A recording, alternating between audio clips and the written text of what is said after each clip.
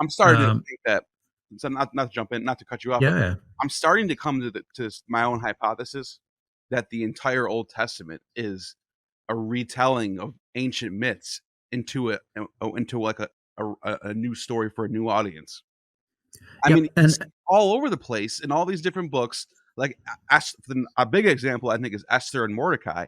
It looks like they're yeah, retelling the Ishtar story in that one. yes, And definitely. I think there's a lot of them that we haven't even figured out yet. They're just like so woven in the text, and I think that's how the ancients thought.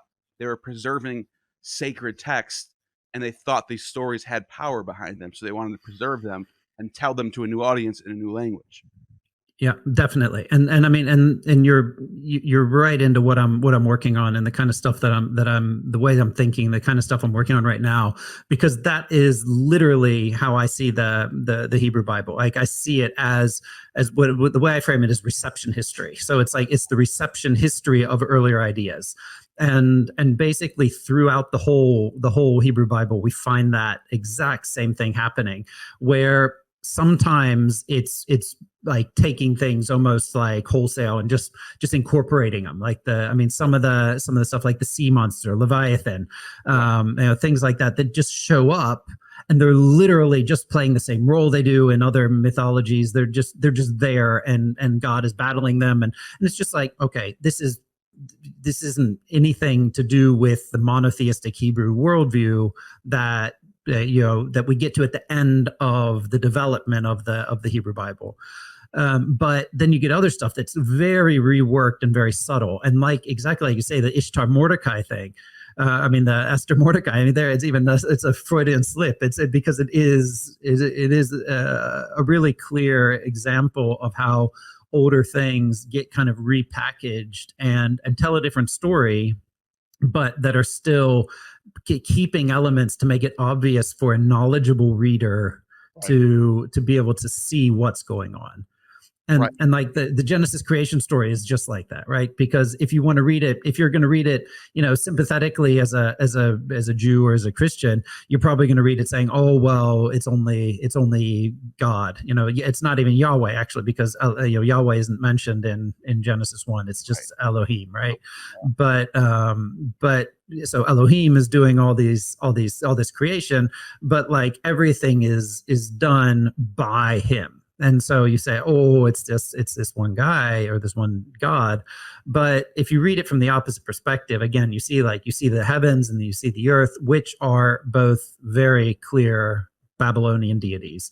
And you see just like all these phenomena happening that like it seems like what it's really trying to say is, here is someone who's in control of all these other deities or in charge of all these other things, and it's taking that and kind of saying, yeah, you might have these gods, but our God is kind of bigger, better, and badder. And if I'm not mistaken, Elohim sort of sounds like a plural name. Yes, and Elohim is plural. Because when you put him at the end of anything, it's plural. Yeah. So Elohim sounds like the gods, right? Yes, and it's definitely grammatically plural. Yeah. And then you can say that it's used in the Hebrew Bible, it's used syntactically as a singular in a lot of cases, but it is used in the plural as well.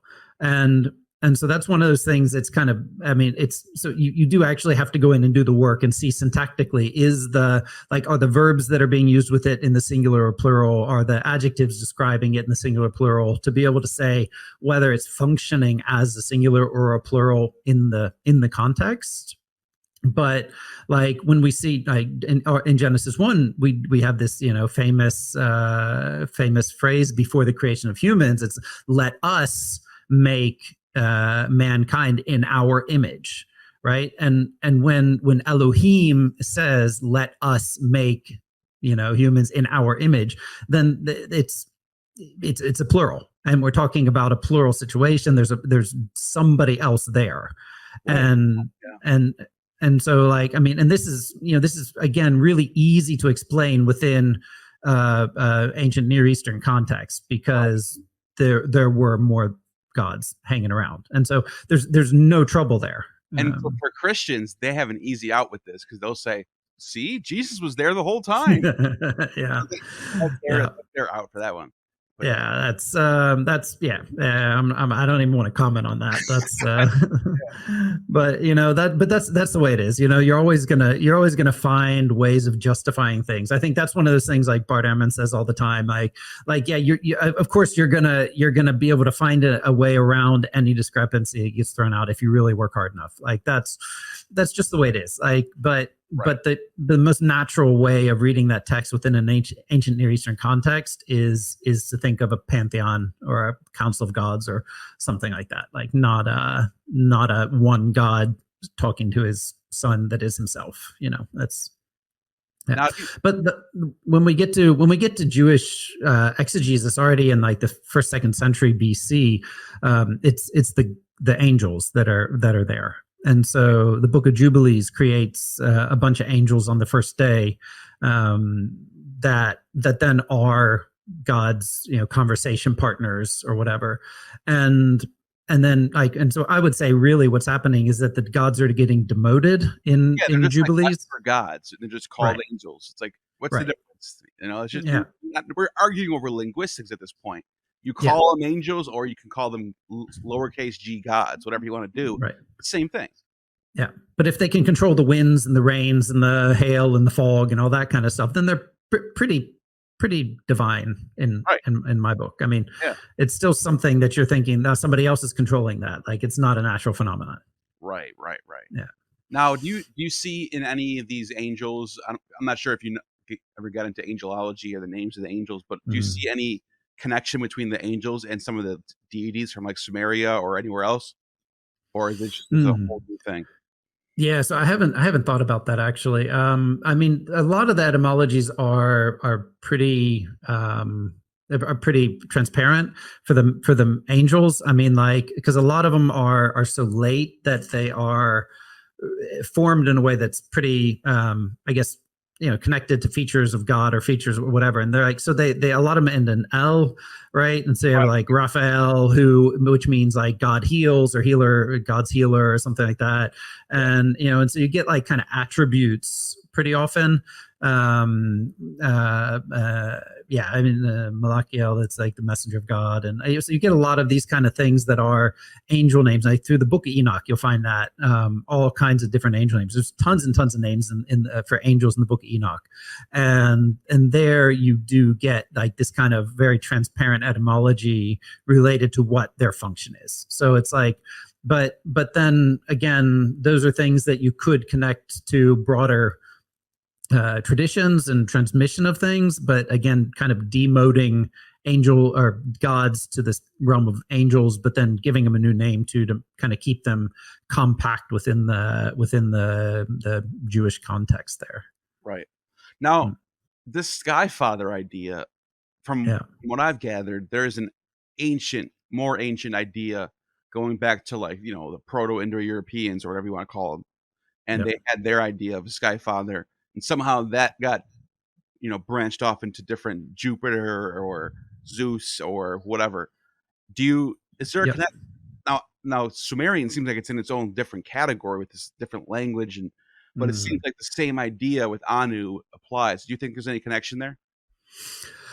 Yeah, I mean, so that's a really good question. And this is one that no group of scholars agrees on really, because everything is so hypothetical, I guess, and then we don't like to say things that are so hypothetical. But like the idea of the Sky Father, like is or the Sky God or whatever you want to call it, like is definitely something that is remarkably similar. And so we have like, well, I mean, because if we look at like Zeus, I mean, Zeus is such an amazing example anyway. Like I don't know how much you know about the etymology of Zeus, but like you said, like Jupiter is the same like etymology that goes back to this Indo-European word, like that's like Dieu or Deus, or and then you see it show up in India with the Vedic. So you can see there was some sort of branching out happening. But yeah. Continue. Right. And it's there in that, and then it like, I mean, because Proto-Indo-European is obviously is the Vedic stuff, and then it goes through to the Greek and the Latin and the Germanic, that we get all these different forms of it. And so like even Tuesday is a reflex of the same word. So because the Germanic god Tu is the like the counterpart of Zeus or whatever. It just hit me how profound that we're still affected by all this ancient stuff. Like we say Tuesday, I'll meet you on Tuesday, and like we don't even realize that's coming off of a god, a name of a god for the ancient world. It's just exactly so wild. But exactly, and that. So that root, that Proto-Indo-European root, like I think it means to shine or something like that originally, and like so it's like to shine, and then it's also then means the heavens and then day, and it's the same word that's also like Spanish dia and French jour is also the same root, and day, right? So we have like there's just this massive connection between these things, and so it's like. But the thing is that in Greek mythology we do have another sky god, right? So the I mean I guess so in the typology, Uranos is the original god or whatever. It's Uranos and Gaia, and he becomes heaven, right? Right. So like Gaia is the earth, and Uranos is the sky. And so like they're like the primeval gods in the Greek mythology, and so like the sky god and the earth goddess then become the parents of all the other gods. I just thought of something, and this might be really far in left field, and you might just laugh at it, but Aranos, is that end of that word Anu? Is there something going on with that at the end of the word Aranu, or is that no one's ever even thought of it? I doubt it, but I will if I ever come across a reason to think it, I will remember you and let you know. Yes. But I don't think there's a connection there, but it's but it, you never know. But that's one of those things that we have. Like that this is the thing that idea is bigger than the languages themselves. Right. And that's what I think is probably like the coolest thing about these god names, is that like, so no matter what you call them, like there's something about the sky, right? And then there's this like that the sky is this amazing thing, and there must be some sort of being that is this thing or that represents this thing. But then what happens is, right, we have Zeus and we have it's Anu in the Akkadian tradition, but like we also get these like wind gods and storm gods, and Zeus picks up like these characteristics too, right? So Zeus has that thunderbolt or lightning bolt, whatever we call it, and is like the one who throws lightning bolts down on mankind and stuff like that. And in Canaanite mythology, Baal is known like by a number of titles, right? And his name means Lord. It's like the literal meaning of Baal, and he's mentioned a number of times in Canaanite texts as Baal Shamin, which means like the Lord of the heavens. Right. And so he definitely is also seen as a sky god in that way, and has functions like Zeus, like the other sky gods, wind gods, storm gods do. And so like there's something also that happens at like gods, we kind of get a best god or a local highest deity or coolest guy or whatever, and like that in Canaan is Baal, right? He's like El is the head of the pantheon in Canaanite religion, but Baal is like the cool guy. He's the one that fights the battles and does all the good stuff in all the texts that we have. Yeah. And it's so obvious too, because he shows up in the Hebrew Bible as like the major competitor to Yahweh. Right. And so like there's definitely a polemic there, like that the Canaanite god that is supposed to be so great has to, you know, battle against Yahweh. And so, but the thing is that, like, we also have another thunder god in Semitic, which is, so it's called Hadad or Adad, and that literally means thunder. So we also have this like thunder god idea that is out there, but in Canaan, like, Baal absorbs him, and so he gets called Baal Adad, and like you know, he's the Lord of Thunder and stuff like that. And so that, again, that's like a phenomenon that happens, that you get these gods that absorb the characteristics or the functions of the other gods. And I think that's a little easier when you have these gods that have a more generic name. Like, so like when you have like El or Baal or Yahweh, like if they start doing things that are characteristic for another of the gods, like, it's, nobody really notices as much.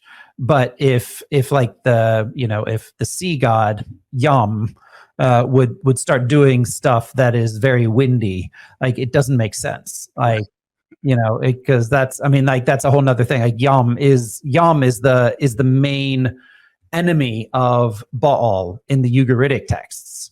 And so Baal fights with Yam, and they're like this. So the sea, and they're, I guess, this is the main battle of the mythologies, and so we have this like kind of epic tale where it's obvious that Yam is the sea and Baal is the skies, and then Baal wins, obviously, like, because he, you know, the sea doesn't take back the whole world or take everything, and it's just like kind of the power of the air and the wind keeps everything at bay, so the earth doesn't fall back into the sea or whatever. So it's you know, Yam is a scary guy, the sea god.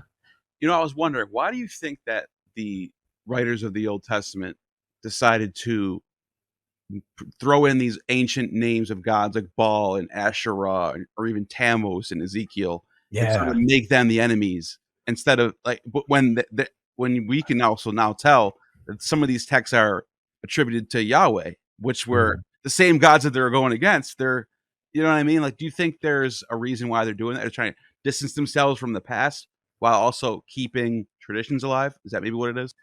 Yeah, well, I think one thing is definitely that they're keeping, like, that there's so much knowledge about the past or about what's going on. Like, I think maybe it's not so much the past, but that there's a difference between the people that are writing the texts and what people are actually doing. And Right. so the idea that everyone should be monotheistic is very different than the actual practice of monotheistic religion. And so, like, I mean, because that's one thing that we know through archaeological finds and through the text, that people were practicing polytheism all throughout Israel's history. So there's no reason to like think that disappeared. Like, the reason why they become enemy number one is because of the idea of a monotheism or monolatry or henotheism or whatever we want to call it, that develops later on in Old Testament times, where they're saying, no, we should have only worshipped Yahweh. And for me, that's also important that it's a past tense. So, like, this is, for me, is like Babylonian exile and later. There's a growing idea that, oh, we screwed up, right? Like, obviously we lost. Obviously everything went wrong. And then the question is, why did it go wrong? And that's like the main driving force in the story of the Deuteronomistic history. So from Deuteronomy through Second Kings, is saying, what did we do wrong? How did we screw this up? And the answer is, we should have only worshipped Yahweh. Wow. And then the story of everything that happens is, oh, they didn't tear down the Asherah poles, and they didn't stop worshiping Baal, and so God punished them. Wow. And so it's like, that is kind of the narrative that comes for Israelite history in the exilic and post-exilic times, is that had we just worshipped Yahweh, it would have been fine. And when you read through the Book of Kings, when it goes through like Jeconiah and Josiah and all these kings, and the way it talks about them is through the lens of what they did with worship poles, and did they give to the temple, or did they took the gold from the temple and sold it to the merchants, or they kept the poles, or this one was a good guy, but he kept some of the poles up, so he was okay. Like, it's always rated on how he treated religion. Yes, exactly.